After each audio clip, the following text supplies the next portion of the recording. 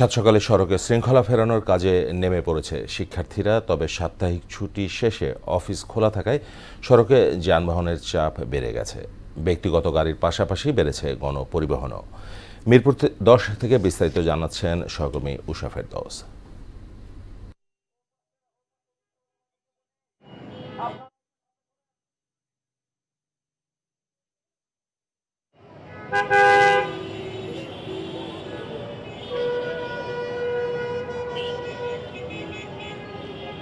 আজ পুরো ষষ্ঠ দিন ধরে বাংলাদেশের যে সড়কগুলোর আইন শৃঙ্খলা সেটি সামলাচ্ছে শিক্ষার্থীরা। আমি এই মুহূর্তে আছি মিরপুর 10 নম্বরে। এখানে আমি সকাল থেকেই দেখেছি যে আমাদের শিক্ষার্থীরা সাত সকাল থেকে রাস্তায় নেমেছেন এবং রাস্তার যে আইন শৃঙ্খলা সেটিও খুবই ভালোভাবে চলছে এবং শিক্ষার্থীদের কোনো প্রশিক্ষণ কিংবা অভিজ্ঞতা ছাড়াও তারা যেই পরিমাণ সড়কে তাদের কর্মদক্ষতা দেখিয়েছেন এবং দেখাচ্ছেন, সেটি পুরো মানুষের কাছে একটি বিস্ময়।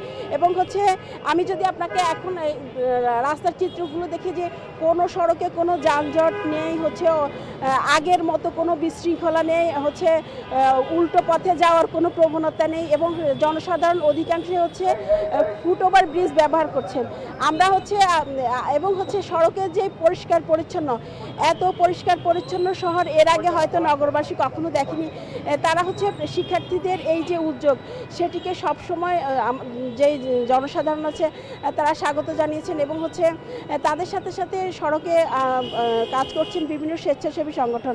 আমি এখন আপনাদেরকে একজন শিক্ষার্থীর সাথে আমি যুক্ত হচ্ছি, যারা এই সফলতার গল্পগুলো আমাদের জানাবেন, তারা কিভাবে সড়ক সামলাচ্ছেন। আজকে আমরা যে আন্দোলন কর্মসূচির মাধ্যমে একটি স্বাধীন দেশ পেয়েছি, আজকের ষষ্ঠ দিন আজকের। তো বিষয়টা হলো, বর্তমানে কোনো ট্রাফিক পুলিশ নেই, যার সম্পূর্ণ দায়িত্বটা পালন করছেন বাংলাদেশের সাধারণ শিক্ষার্থীরা। আমি সকল সাধারণ শিক্ষার্থীদেরকে ধন্যবাদ জানাই। পাশাপাশি আমরা কিছু কর্মসূচি নিয়েছি, যেরকমভাবে আমরা আগে দেখেছি বিগত দিনে যে বিভিন্ন স্টেশনে দাঁড়িয়ে বাসগুলো ঘন্টার বাই ঘন্টা বসে তারা যাত্রী নিচ্ছে। আমরা চাচ্ছি যা পিক আওয়ার অফিস টাইমে তারা কোনো স্টেশনে 5 মিনিটের উপরে দাঁড়াতে পারবে না। যদি এরকম সিস্টেম হয়, আমরা আশা করি যে এই যে যানজট যে সিস্টেমটা আছে সেটা চলে যাবে। আরেকটি বিষয় হলো, আমরা কোটা সংস্কার থেকে আজকে রাষ্ট্র সংস্কারে এসেছি। আমরা শুধু এই সড়কের দায়িত্ব পালন করে বিষয়টা এরকমই না, আমাদের দেখা গেছে সিটি কর্পোরেশনের কাজগুলো সেগুলো আজকে সাধারণ শিক্ষার্থীরা করতেছে। এখানে আমাদের অনেক ভলান্টিয়ার বাইরে দায়িত্ব পালন করতেছে। আমাদের এই ক্যাম্পেও আমাদের প্রত্যয় ভাই সহ আরও অনেকেই দায়িত্ব পালন করতেছে।